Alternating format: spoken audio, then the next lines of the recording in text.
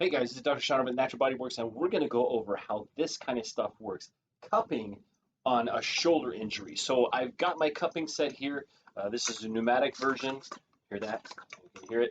It has a little stopper here, so we're going to be placing these in strategic places for rotator cuff issues and for just sore muscles. We also have a diagram right up here, which I'm going to go over some of the muscles. So stay tuned.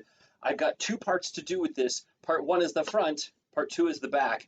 But wait, there's more because I've got alternates in the different cupping placements. Okay, let's go.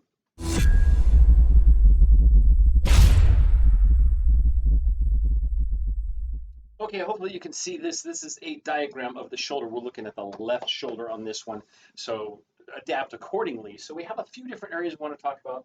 This is the deltoid. This is the outside of the shoulder. This is the AC joint, the acromioclavicular joint here. The glenoid is in this area. That's right in through here.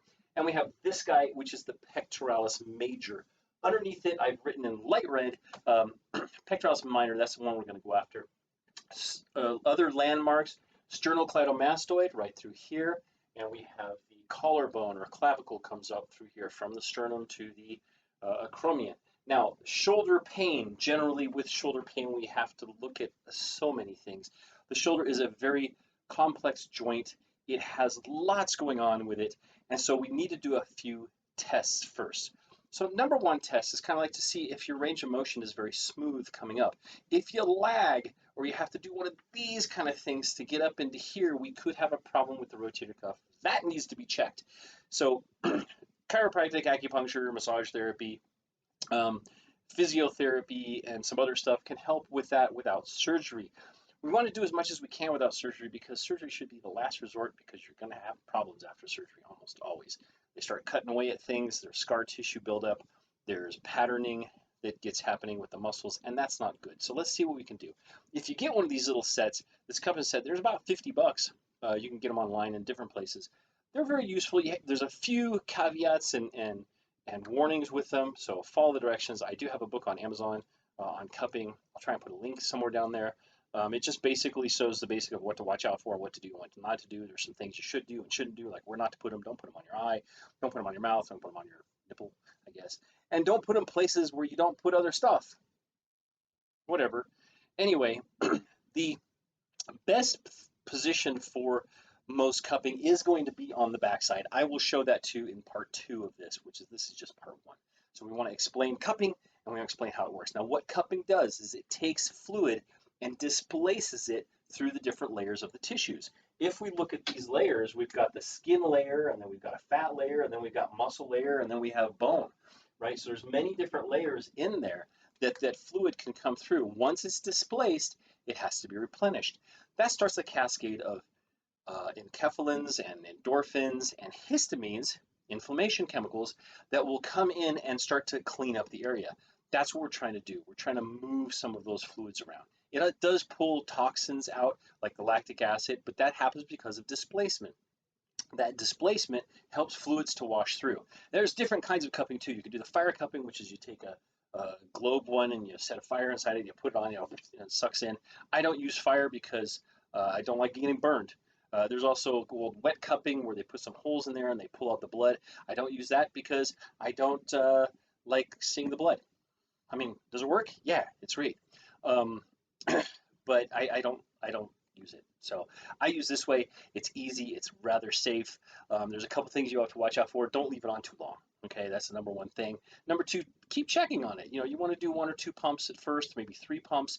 I usually do 3 pumps for 5 minutes, recheck, add a pump, 5 more minutes. That's the way we're going to kind of go with this. So let's go into how we're going to place these cups, and I will show you exactly where to place them. First time on the front of the chest. Thanks.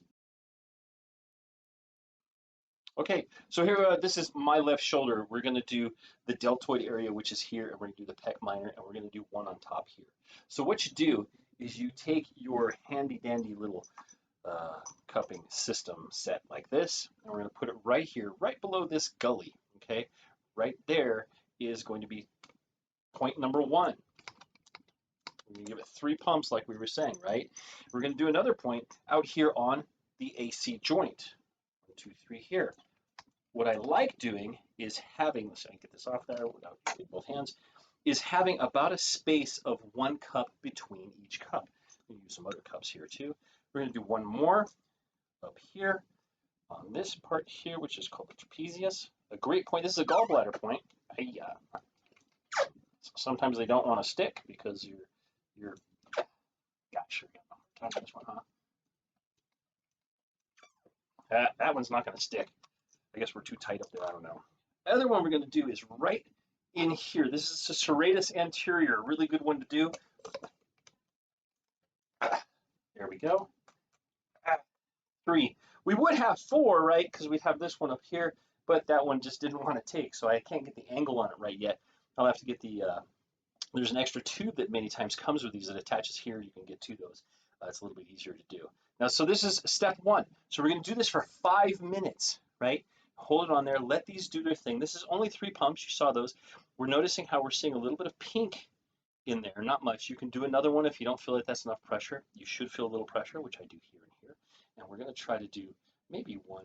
I like doing here as well for these ones for shoulder because of the attachment of the tricep in through this area. So we're going to try to get that one right here. But that didn't work, did it? Let's try it again. Okay. See, I should have somebody else help me with this, but I'm just doing this real quick.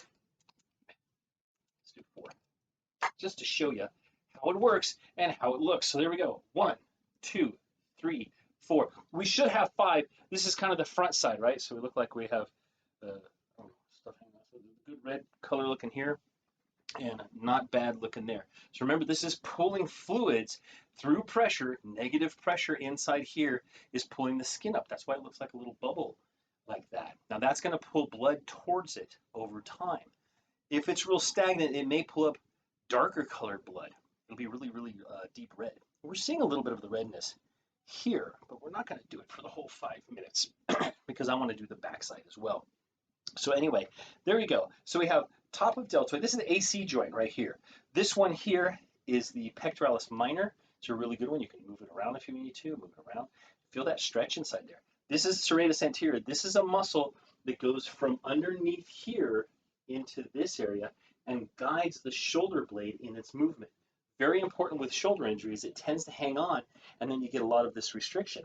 The last one we have is pec minor, and then, of course, this is the triceps. So triceps has 3 heads. That's why it's called triceps. 3 has 2 of them are up and through here, and then this one and through here. That's what we're going to do. There we go. 1, 2, 3, 4, and imagine one is here. We'll take them off. Easy way to take them off, though, too, is to do like this.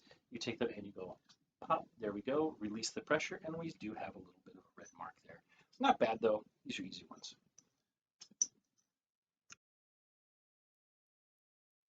Okay, so we got the back ones on. I found the tube. There's an extendo tube.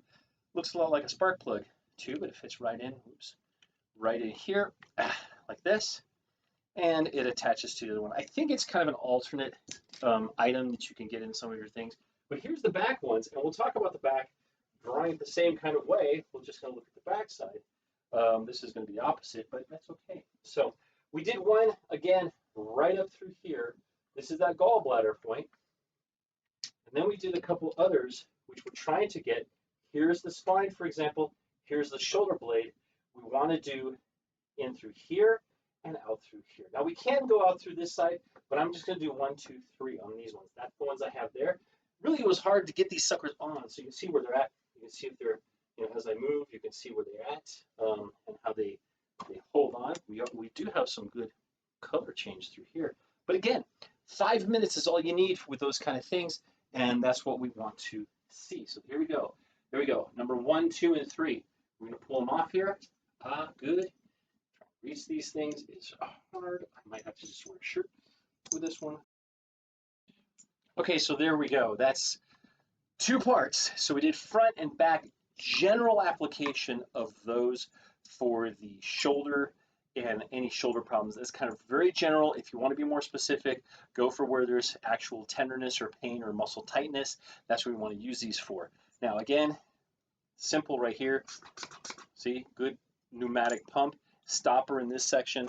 This here is our extender hose. Now you might have to jury rig something up if you need to make your own. but this one came with this set. So if you're going to buy one online, try and get one of these. I still have a couple at the office, and I use them occasionally. Things to watch out for. So if it starts to blister, little like fluid-filled blisters, stop. Don't pop the blisters. Put a bandage on it and let it heal. Otherwise, it'll scar. It'll be really nasty.